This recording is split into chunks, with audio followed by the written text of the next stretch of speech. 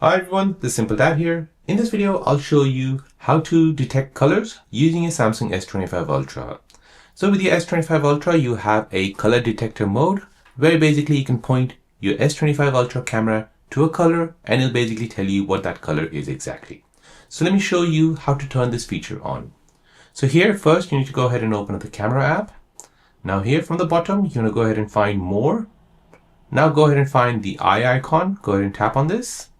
Now here you'll see these different modes from the bottom. Go ahead and swipe left until you see color detector. And as you can see, it has detected the color and basically said it's white. Let's go ahead and find another color. Yellowish green, dark grey, cyan, dark grey, red, silver.